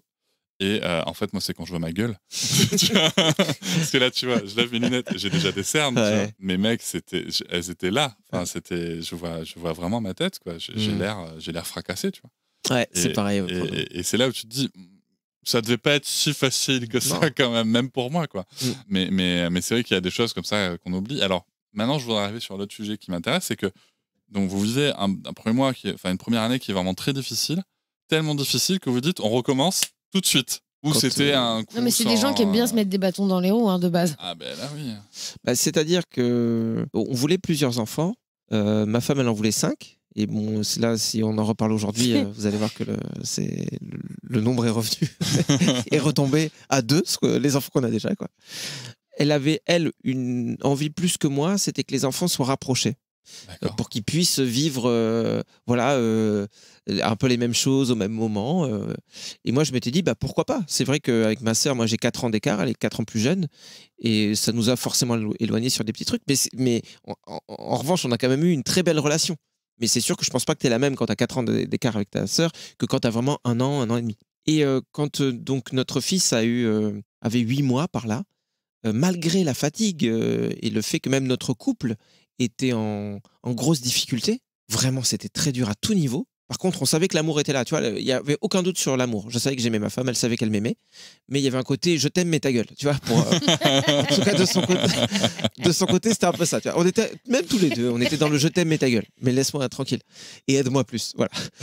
Et en fait, à partir de 8 mois, elle s'est dit, tu sais quoi, on va se laisser la chance, voilà, on ouvre la possibilité de refaire un enfant. C'est déjà bien d'avoir repris les rapports à 8 mois. Ouais, en réalité, je pense que on a repris au bout de 1 mois et demi, un truc comme ça. Ouais. Mais attention, hein, c'était pas très souvent non plus. Bon, déjà parce que nous. Pénétratif ? Oui. Ok. Ouais. Ouais, je crois en plus, elle a eu un accouchement, elle a eu de la chance elle a pas eu d'épisio, elle a eu. Ouais, elle a juste une petite. Ouais, juste un avant-bras dans le bazar, donc, mais ça va, quoi. Ouais, ça va. Franchement, l'hémorragie aujourd'hui. Voilà, c'est surpris, quoi. on en parle beaucoup, mais. Non, mais ouais, je crois que c'était au bout d'1 mois, 1 mois et demi, un truc comme ça. Avec ce que c'est qu'un rapport sexuel quand t'as un enfant. C'est-à-dire que des fois, tu commences et au bout de 10 secondes. Mais heureusement, t'as déjà fini. Heureusement, t'es déjà en train de fumer ta clope sur le balcon. Non, mais il y a ça, et puis tu sais, je sais pas si toi tu l'as vécu comme ça, mais il y a aussi ce côté où t'es dedans, enfin. Dans la situation. Dans la situation, et dedans tout court, pourquoi pas. Et l'enfant se réveille pas, mais tu sais, t'as le babyphone. Ouais. Où tu vois le truc qui peut grésiller, et puis tu sais, t'en as qui ont des petits trucs, des lumières qui se lèvent un peu. La lumière qui change de couleur. Ouais, c'est ça. Et là, putain, il y a quand même. C'est sûr que. Ça change. Tu sens que c'est plus du tout les mêmes. Ah ouais, non, c'est pas du tout pareil. C'est pas le même kiff. Non. Tu sens qu'il y a un côté, on a envie, mais voilà, pour l'instant, on sait que c'est des. Voilà, on vivra pas les mêmes choses qu'avant. En tout cas, pendant les premiers mois.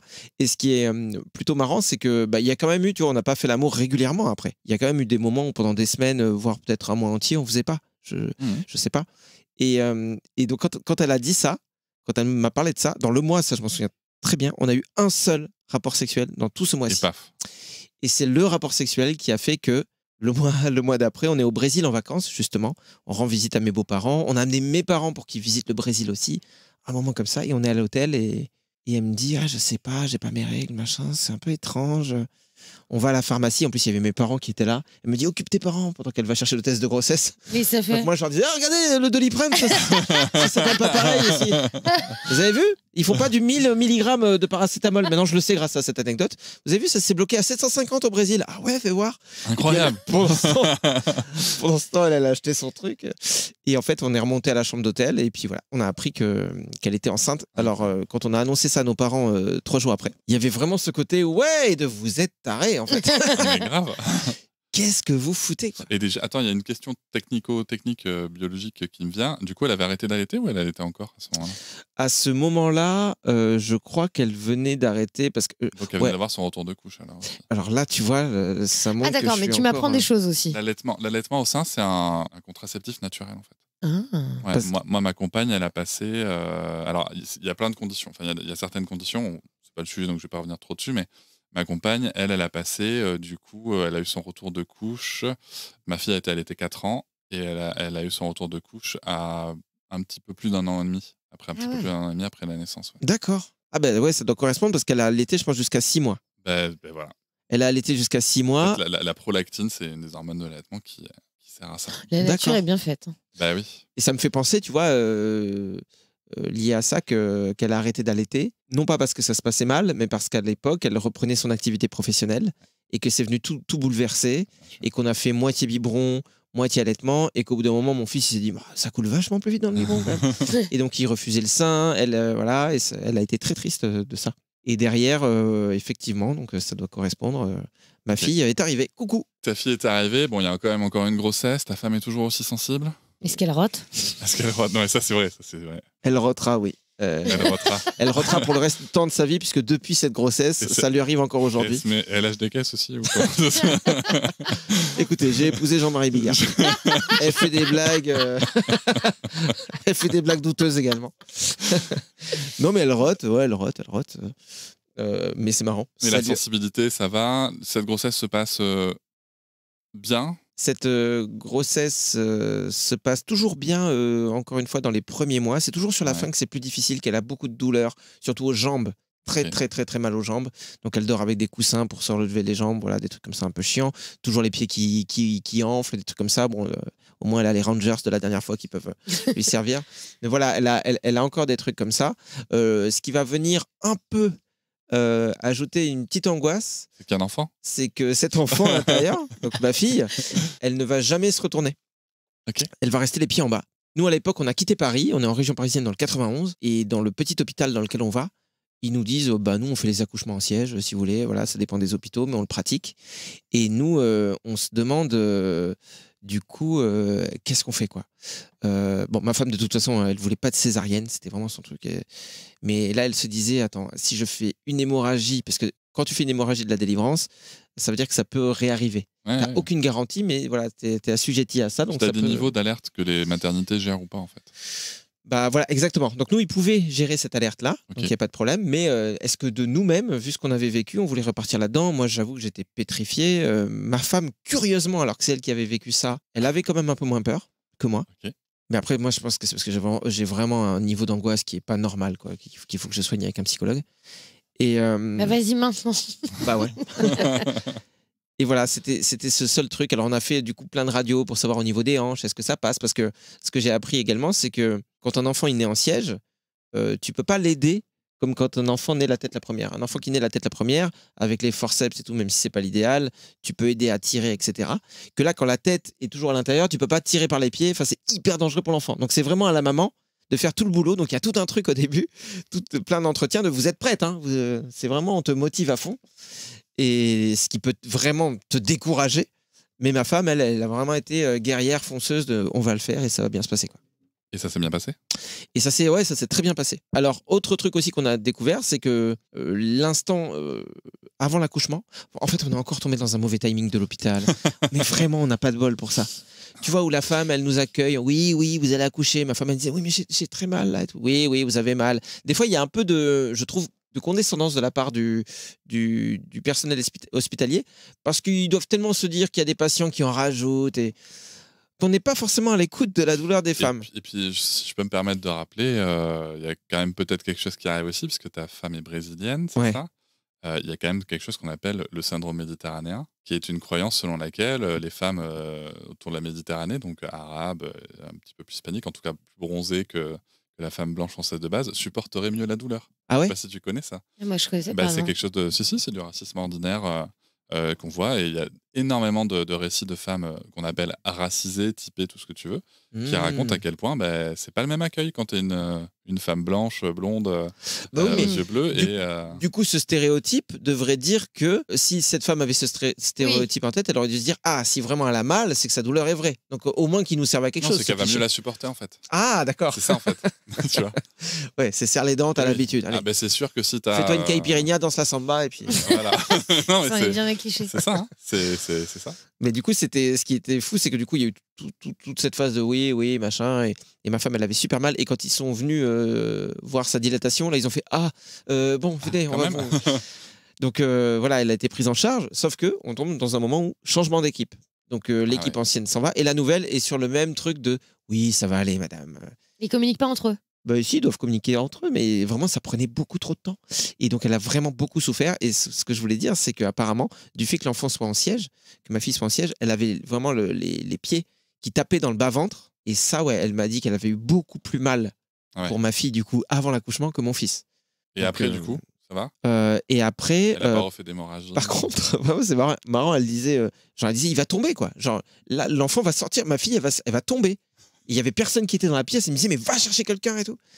Et donc, moi, j'ai essayé de les secouer, mais tu sais, ils étaient en train de s'installer. Ils disaient, ça va, ça va aller. Aucun enfant ne sort comme ça. Et à partir du moment où une personne est arrivée et qu'elle a dit, mais poussez si vous voulez, ma fille est sortie. Un toboggan, quoi. En 2 secondes. Et là même, j'ai vu la tête de la sage-femme de, ah ouais. Bon, effectivement. Heureusement qu'on était là, quoi. Non, mais de toute façon, t'as le fauteuil et tout, l'enfant ne tombe pas par terre, tu vois. Mais ce qui est marrant, c'est que par rapport à ce qu'on nous raconte aussi, tu vois, quand je disais qu'on nous disait des choses de regarde pas le placenta, ça va te traumatiser et tout.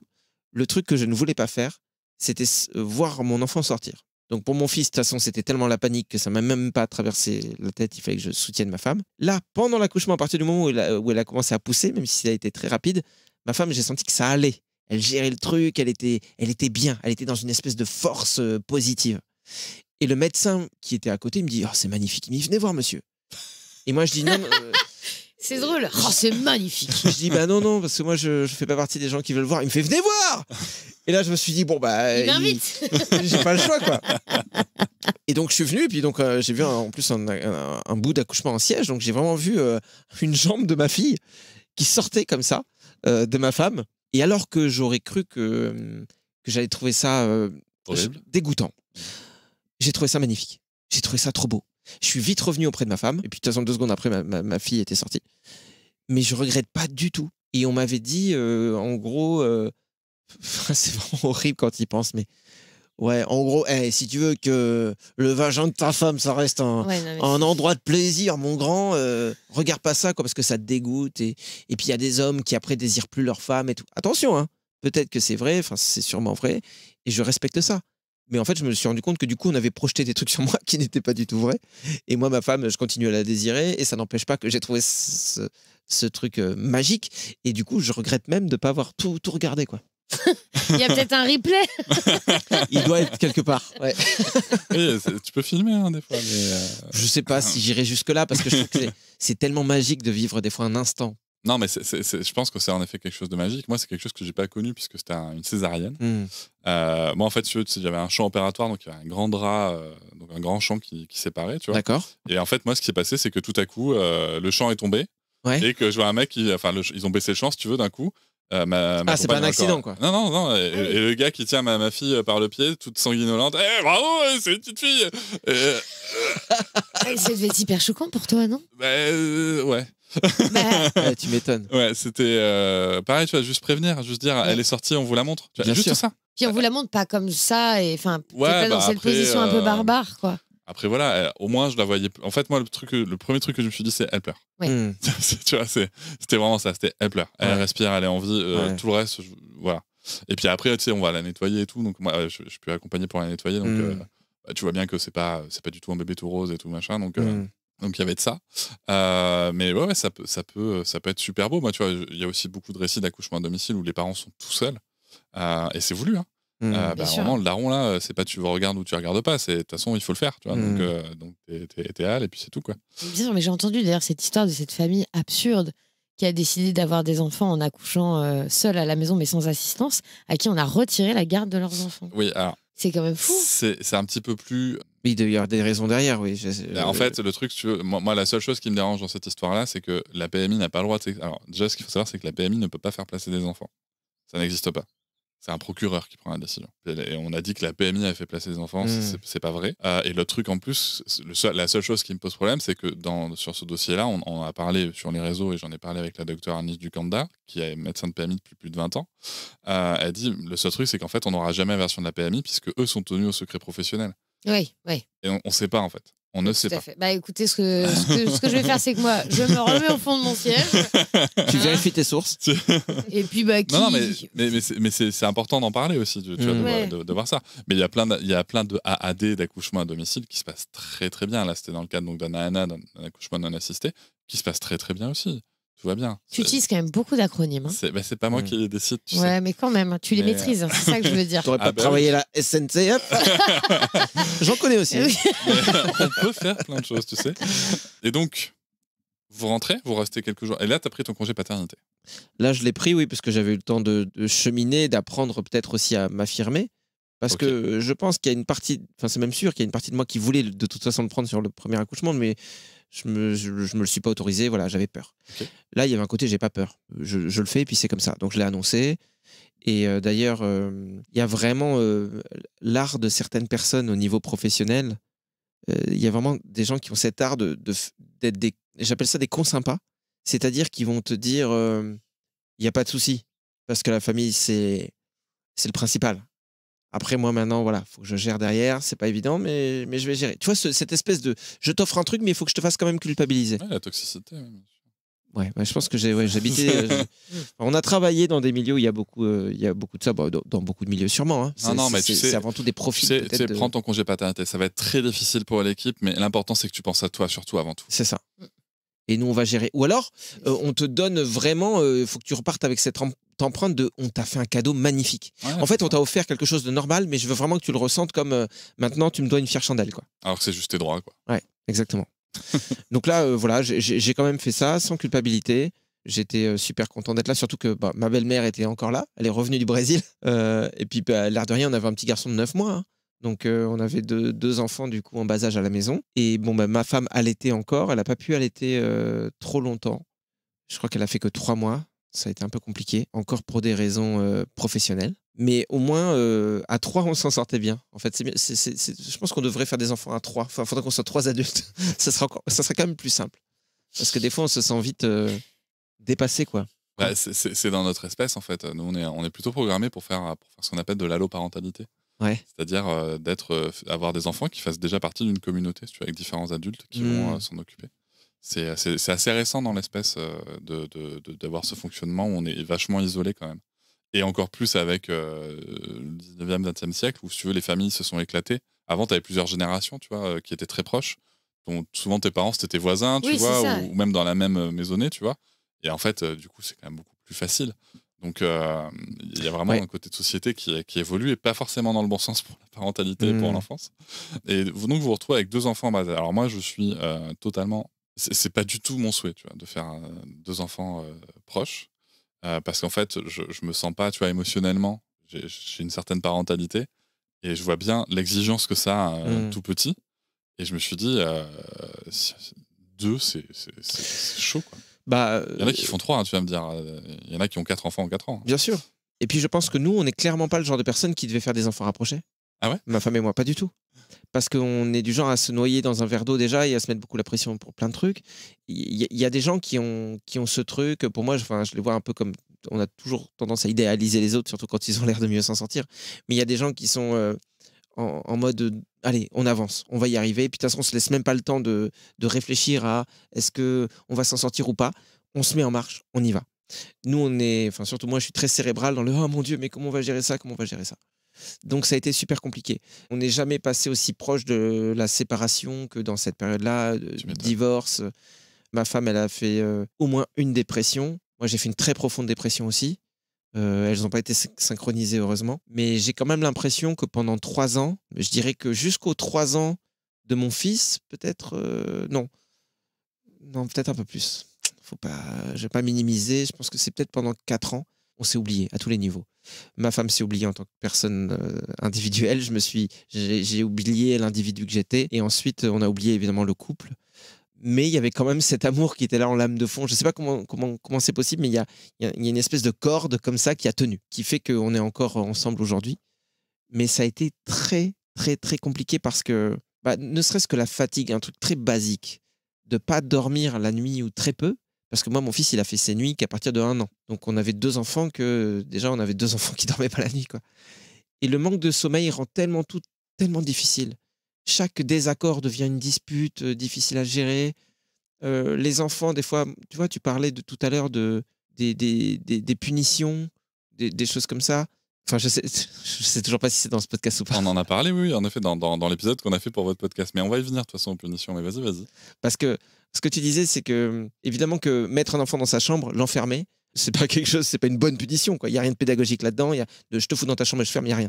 Par contre, un parent qui, dans un tel état, qui sent une montée de violence et qui sent qu'il va emplâtrer son enfant, sauf s'il le met dans sa chambre, là, ça devient autre chose. C'est pas une punition, c'est une mise en sécurité. Eh bien, si tu veux, moi, j'ai connu des brefs moments comme ça où j'avais mon fils dans les bras ou ma fille, et où vraiment je sentais de l'agacement. Tu vois, je l'ai posé sur le lit, mais avec fermeté. Parce que je sentais que limite, fallait que je parte en fait. Et t'as déjà eu des phobies d'impulsion? C'est-à-dire tu t'es vu genre le jeter contre le mur ou...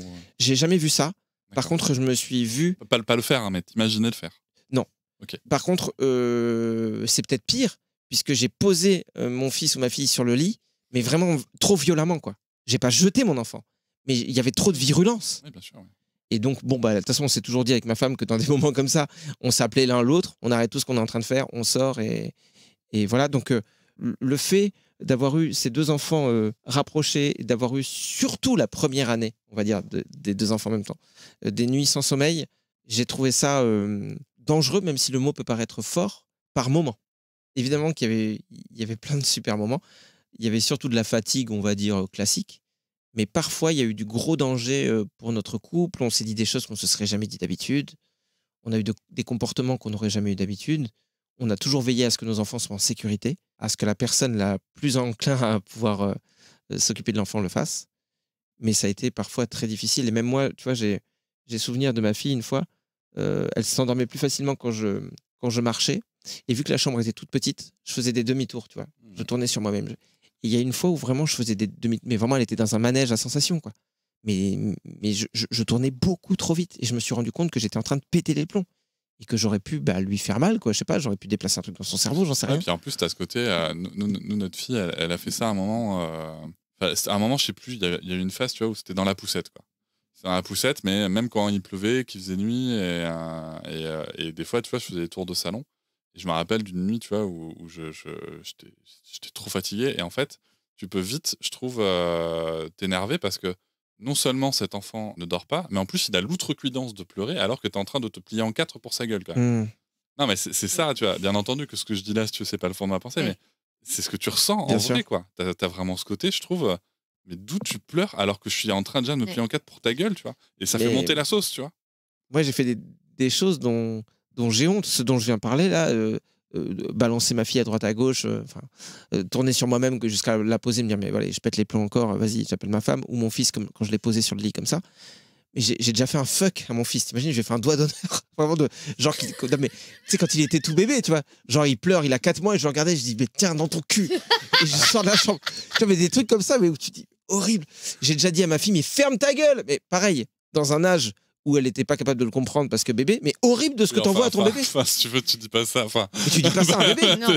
Mais ni à personne. Même à 5 ans, 6 ans, même à 12, même à... Non, on est d'accord. On est d'accord. Et vraiment, c'est pas le genre... Enfin, aujourd'hui, jamais... Non, mais t'as craqué. Mais j'ai eu des moments de vrai craquage. Mais c'est dur de pas avoir honte. Mais au-delà d'avoir honte, ce qui est dur pour moi aujourd'hui, sur tous ces trucs-là, c'est de pas avoir une énorme culpabilité. J'ai l'impression que tout le monde pourra me dire ce qu'il veut. Mais attends, il y a la fatigue et machin. J'ai envie de dire des fois, fermez vos gueules, j'ai vraiment été un connard. Ouais. Et je ne l'enlèverai jamais de ma tête. Et c'est très bien. Mais de la même manière, parce qu'en fait, si tu veux, ça marche parce que tu vois bien que tu as exercé un pouvoir que tu n'avais pas exercé, en fait. Avec une violence que tu n'avais pas à faire. Et de la même manière, je fais souvent ce parallèle-là, de la même manière, quand tu es un mec et que tu te rends compte que tu as été un connard avec des meufs, que tu n'as pas forcément toujours été très respectueux du consentement ou que tu as insisté ou quoi que ce soit, ben ouais, tu vas culpabiliser. ça fait pas de toi un connard aujourd'hui, ça veut pas dire que t'as pas évolué, mais ne pas l'observer pour ce que c'est-à-dire des attitudes qui sont inadmissibles, qu'on ne devrait pas accepter, ça aide pas non plus justement à passer à autre chose, tu vois. Donc moi, je trouve, tu gères le truc, tu dis, moi, ouais, j'ai été un connard avec mes enfants, j'aurais pas dû. Ok, je vais pas te dire, enfin, tu vois, ok, très bien. Moi, ce qui m'intéresse, c'est d'accord. Non, moi, je l'aurais jamais fait, hein, mais bon. Moi, la question que je vais te poser, c'est ok, maintenant, une fois que tu es capable de te dire ça, qu'est-ce que t'en fais pour qu'ils se reproduisent pas? Alors, je sais pas ce que j'ai fait. Ce qui est sûr, c'est que ça ne s'est jamais reproduit parce que j'ai dû mettre des trucs en place, quoi, je sais pas. Mais ce qui est sûr, c'est que, ouais, il se passe quelque chose dans ta tête qui fait que, moi, c'est clairement le dégoût de la scène, le dégoût de moi-même qui fait que je me dis non, là, c'est plus possible. Donc, forcément, que j'identifie facilement à l'époque ce qui me rend comme ça, à savoir manque de sommeil et le côté non, mais je gère, non, mais je gère, non, mais je gère, laisse-moi, je gère. Un petit côté égo, alors aussi, quand même. Montrer que tu étais capable. Je crois pas du tout que ce soit ça. Je crois pas du tout que ce soit ça. Par contre, je sais pas d'où ça vient, mais j'ai tendance des fois à faire les choses pour les autres. C'est comme si je voulais. C'est comme si c'était ma manière à moi de prendre soin des autres, parfois. Mais je le fais avec tout le monde, tu vois, avec des amis et tout. Mais parfois, du coup, ça sonne pas du tout comme quelqu'un qui veut prendre qui veut prendre soin de toi. Ça sonne comme. Bah non, justement. Donc il y a un côté. Exactement. Je suis peut-être moi-même ce que je comprends. Petite parenthèse sur la toxicité des relations, hein, c'est que je sais pas si tu connais le triangle de Karpman. Pas du tout. Avec ou triangle dramatique, ça s'appelle, avec d'un côté le sauveur, d'un côté la victime et de l'autre côté le persécuteur. Et souvent, en fait, il y a la toxicité douce, moi j'appelle ça. C'est les gens qui vont t'aider alors qu'ils ne vont jamais t'avoir demandé si tu voulais de l'aide déjà, et surtout alors que tu n'en as pas forcément besoin. Et en fait, ça, c'est tu te positionnes en tant que sauveur. Tu vois, et c'est-à-dire que l'autre ne peut se positionner qu'en tant que victime. Et souvent, ce qui va se passer, donc le triangle dramatique, c'est un truc qui se joue à deux, à minimum, et où les rôles s'inversent. Pareil, toi, tu arrives en disant non, mais laisse Anso, je vais t'aider, machin et tout. Elle t'a rien demandé parce qu'en plus, elle a peut-être, tu sais pas les enjeux qui sont en elle, tu vois, à ce moment-là. Et du coup, toi, tu vas positionner en tant que victime incompétente et toi en tant que sauveur elle a forcément besoin de toi. Et du coup, peut-être qu'elle va dire mais ta gueule, Greg, j'ai pas besoin de toi là, machin. Et toi, tu vas dire ah, mais c'est bon, je viens juste t'aider. Et hop, tu vois, elle vient de se placer en persécutrice et toi en tant que victime. Et en fait, tu entretiens comme ça des relations hyper toxiques. Alors qu'il suffirait juste de dire écoute, en fait, je veux faire ça seul, je t'ai pas demandé ton aide, et toi de répondre ah ok, pardon, c'est vrai, j'avais pas fait gaffe. Et une des meilleures façons de pas être un sauveur toxique, c'est de toujours de s'assurer que la personne qu'on veut aider est d'accord avec ça. Moi, c'est un truc que je fais tout le temps avec ma fille. Quand je la vois qui s'agace, quand elle n'y arrive pas, je dis est-ce que tu veux de l'aide? Et même avant qu'elle parle, on le faisait avec les signes. Et ça, je le sais parce que j'étais formé, tu vois. J'étais formé à ces comportements-là dans le management et tout, tu vois. Mais c'est vrai que je me suis jamais posé la question. Ah ouais, et c'est un vrai truc. Après, toi, tu fais beaucoup ça avec tes enfants, Greg. C'est-à-dire par exemple, ta fille qui a beau être une petite fille qui est quand même très autonome, c'est fou. Tu lui demandes toujours si elle a besoin d'aide. Tu fais jamais à sa place. Mais tu vas te demander, demander avant d'agir, en fait, c'est hyper important. Je m'en rends pas compte, mais j'espère, du coup, maintenant que j'ai entendu ça. J'espère que je le fais. Moi aussi, mais du coup, je me poserais même le truc à moi-même. Tendance à faire les trucs sans demander aux gens, moi. Merci. Eh oui. Merci de réaliser. Il y a plein de trucs comme ça, si tu veux. Et souvent, en plus, derrière, les gens, si tu veux, qui sont dans cette attitude de sauveur, mais en plus, il y a beaucoup d'amour derrière. Tu vois, c'est pas, il y a aucune volonté de nuire. Il y a beaucoup d'amour derrière. Et en plus, quand derrière eux, ils te disent ça, en plus souvent, tu vois, c'est des mécanismes où ils apprécient la reconnaissance que tu vas avoir derrière. Et quand soit il y a pas la reconnaissance, soit tu leur dis, mais en fait, là, tu me fais chier. Ça va être une grosse dose de culpabilisation derrière, eux qui peuvent te mettre aussi. En fait, c'est vraiment un truc hyper intéressant à connaître ces rôles-là. Donc, on a un peu digressé, mais c'est le petit côté sympathique. Aujourd'hui, toi, en tant que père donc de 2 enfants, 5-6 ans, comment ça se passe? Tu te dirais que tu as un père comment? Tu es un père... on avait parlé un petit peu en off du côté le laxisme, le répressif. Comment ça se passe à la maison? Est-ce que tu es dans cette image de l'homme qui incarne la loi dans le foyer, dont le premier rôle est d'intimider l'enfant? Bon, alors ça, non. Ça, c'est clair que non. Ce qui est sûr, c'est que je me suis rendu compte que j'étais parti à l'extrême inverse de ce qu'était mon père en termes de présence. Le fait que mon père rentre juste le soir et parte très tôt le matin, moi, très vite, je me suis dit, oh, cool, je fais de la radio. Chaque minute de temps libre, je vais l'utiliser pour mes enfants. Je serai là pour mes enfants, c'est tout. Donc, à la radio, par exemple, c'est vrai que c'est assez commun pour beaucoup de gens de faire un autre emploi à côté, parce que le temps le permet. Et même si tu gagnes bien ta vie, il y a toujours des gens qui disent je veux la gagner encore mieux, puis encore mieux, puis encore mieux, puis encore mieux. Moi, très vite, déjà de base, je voulais passer du temps avec ma femme, j'avais cette priorité-là. Je m'imposais, genre, si je fais un truc à côté, il faut que je sois à 18h chez moi, max, parce que je veux passer du temps avec ma femme, machin. Donc les enfants, c'était vraiment décuplé. Donc j'ai vraiment passé, là, j'ai arrêté la radio en juillet dernier. Donc jusqu'en juillet dernier, tout mon temps libre était essentiellement pour mes enfants. Donc, présent physique. Après, on le sait que la qualité de la présence physique ne fait pas tout. Ouais, ce serait tout très simple et puis ce serait hyper frustrant pour tous les gens qui malheureusement ne peuvent pas, pour X ou Y raison, être présents chez eux. L'enfant intérieur, hein, pour parler comme dans le développement personnel, l'enfant... Je suis thérapeute spécialiste du sujet. Ah oui. Voilà. Donc, si tu veux, mon enfant intérieur est revenu, quoi. C'est-à-dire que j'ai réappris le plaisir du jeu, le plaisir de l'instant présent, de prendre... Voilà, juste de ressentir des émotions en faisant des trucs tout simples. Je crois que les 3 premières années de mes enfants ont culpabilisé, parce que tu compares toujours par rapport à la société, ce qui a l'air d'être bien ou pas, ont culpabilisé un peu avec ma femme, parce qu'on disait, mais regarde, on fait rien, on sort pas, alors que j'ai des potes, ils amenaient déjà leurs enfants à Disney, machin truc. Regarde, nous, on fait rien. On a passé des week-ends, vraiment, où on est à danser. Alors attention, parce que là, je vais raconter un truc qui peut faire genre, je raconte un truc tout simple, mais en fait, je me la pète, en disant regardez ces moments de vie tout simples qu'on arrive à vivre parce qu'on est une famille modèle. C'est pas du tout ce que j'essaie d'exprimer. Donc danser parce que mes enfants aimaient bien en bas âge, ils aimaient bien danser et on était sur le carrelage et on faisait des dessins. Ma femme elle adore dessiner, elle a un talent fou en dessin et donc juste ça avec les enfants coloriés, on dessinait et après sinon on était dans la salle de jeu, on faisait des trucs avec les caplas et tout. Et moi vraiment j'adorais ça quoi. C'était trop bien. Et des fois on foutait pas le nez dehors et tout juste parce qu'on faisait ça et c'était trop bien. C'est une famille qui rit beaucoup. Hein. Moi qui suis quand même un peu collée comme une moule à son rocher et qui vient quand même très souvent chez vous, beaucoup ces derniers temps, c'est quand même une famille où ça rigole beaucoup. Vous êtes des parents quand même ultra présents. Ils rentrent de l'école, vous discutez entre vous, il y a un partage dans le goûter, il y a du jeu tout le temps. Ce qu'on aime, c'est la créativité, ça c'est sûr. Oui. Parce que je pense que moi je suis comme ça. J'aime bien inventer des trucs et depuis que je suis petit. Quand j'étais ado, déjà, j'ai eu un caméscope. Le premier truc que je voulais faire, c'était prendre mes petits cousins de 4-5 ans, je leur faisais faire des trucs, je les filmais et machin. Ouais. Cédric, il est hyper immature, donc il nous regarde genre ah ouais mec. Faut que je précise, du coup dans des sketchs, voilà. On faisait des sketchs et puis je me disais ouais on va faire semblant que toi t'es un mec qui court sur le toit et je faisais des effets spéciaux de tu sautes sur la voiture. J'adorais ça. Et eux ça les éclatait, j'adorais faire ce genre de trucs là. Et je pense qu'un jour mes enfants ça va être pareil, s'ils sont d'accord, si ça les fait marrer on fera des films de famille parce que moi mon but c'est pas de diffuser, on s'en fout. Je sais pas si t'as déjà vu ces images retouchées d'un daron qui sur internet. Mais c'est génial. Qui genre sa fille elle est au bord d'un précipice et tout. C'est super ce qu'il fait. Elle saute sur des coussins et lui il a rajouté des crocodiles, de l'eau. C'est juste ouf. Mais moi, ouais, je maîtrise pas l'outil informatique. Pareil, quoi. J'ai des notions sur Paint, ça va pas m'aider. Mais je sais remplir une zone d'une couleur.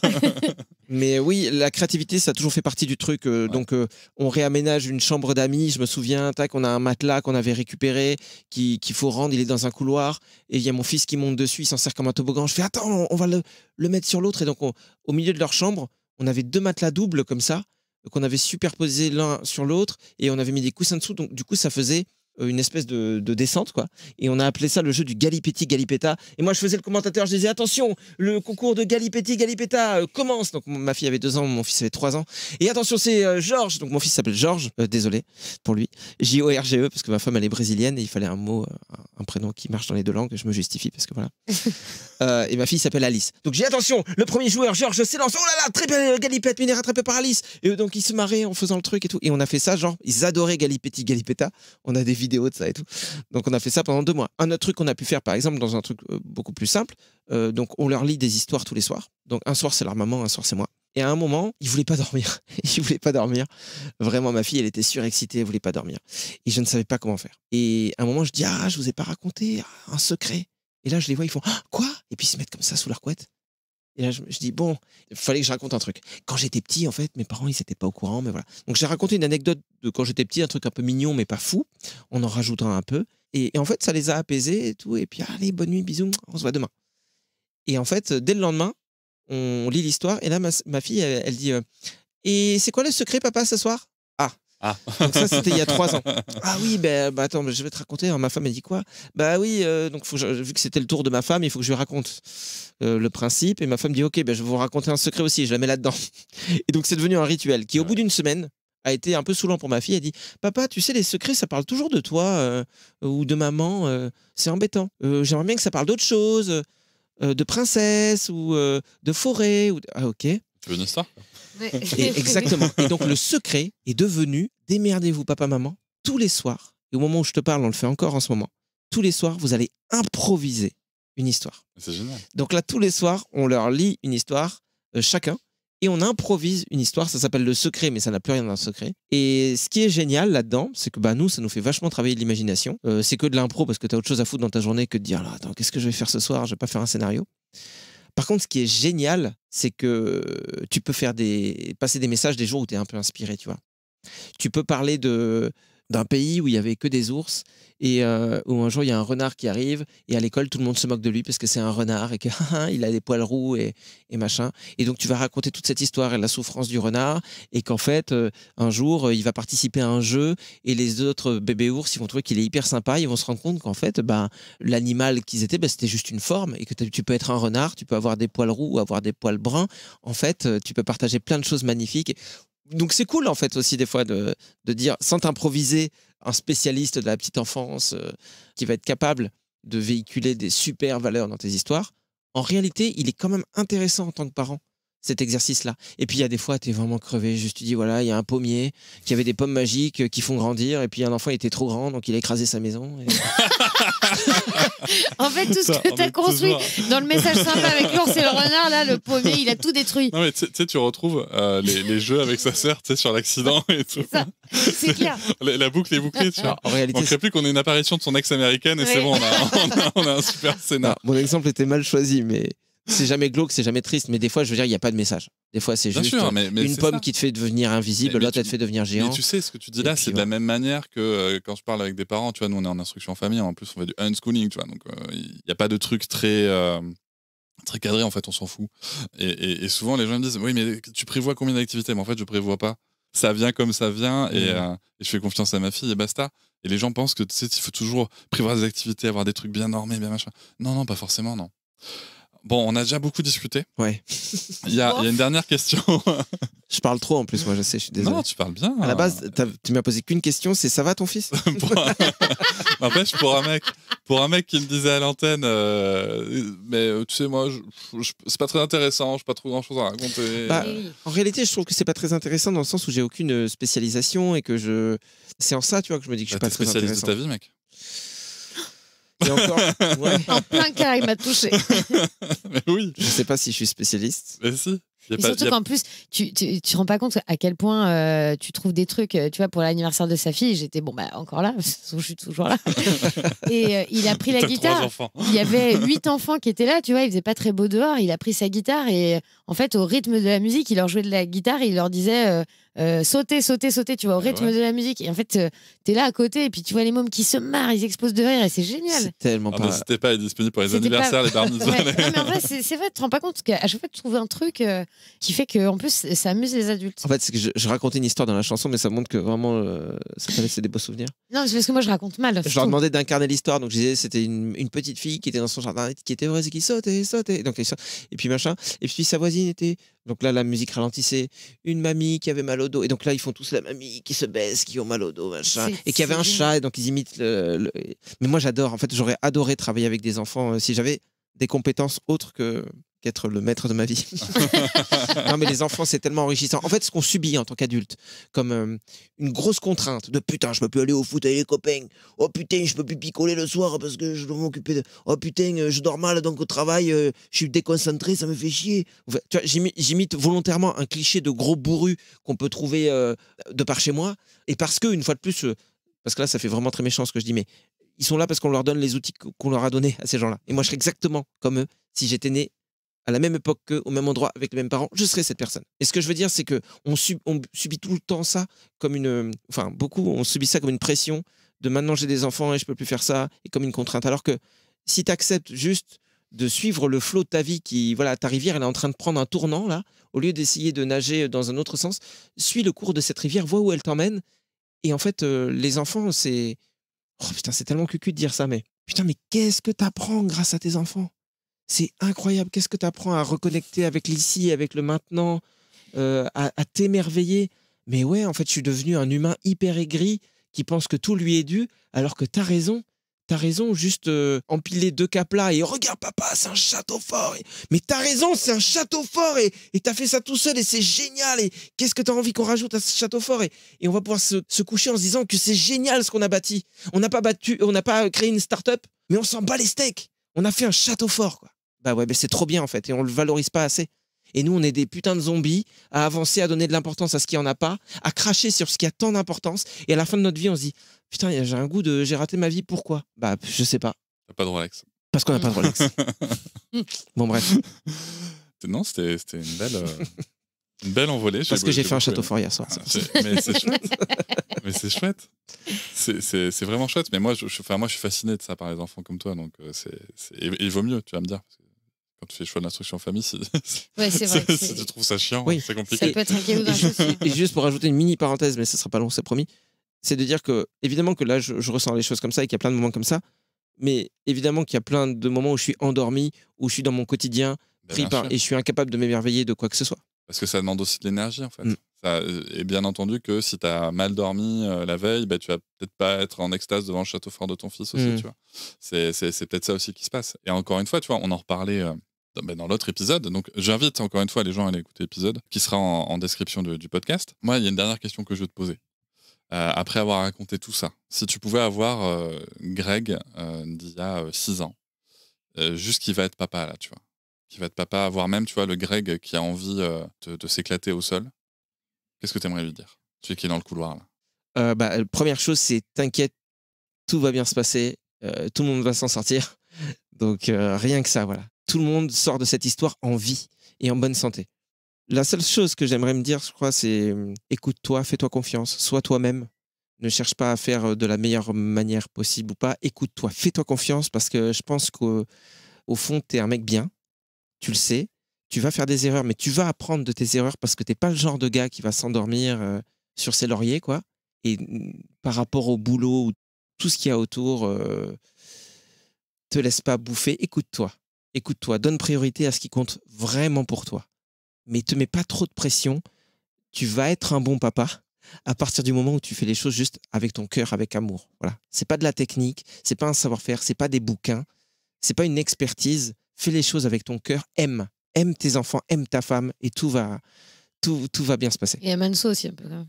Et oui, aime Anso quand elle vient à la maison. Parce que, alors, alerte spoiler, dans 6 ans, Anso va faire un podcast avec toi, ce qui fait qu'elle va dormir chez toi tous les jours. Et elle va te vider le frigo, mec. Et le bar. Et surtout le bar. Ouais, je voulais pas le dire. Et dernière toute petite question. Et tu penses que tu l'entendrais, ça, à ce moment-là? Non. Voilà. Clairement pas. Merci beaucoup, Greg. Merci beaucoup, Enso. Merci à toi, moi, je vous en prie. Hein. Et à très bientôt. Je vous remercie de m'avoir écouté. Je vous invite à vous abonner au podcast sur votre plateforme préférée et à me retrouver sur Instagram, TikTok, Facebook et sur le blog papatriarca.fr. À bientôt.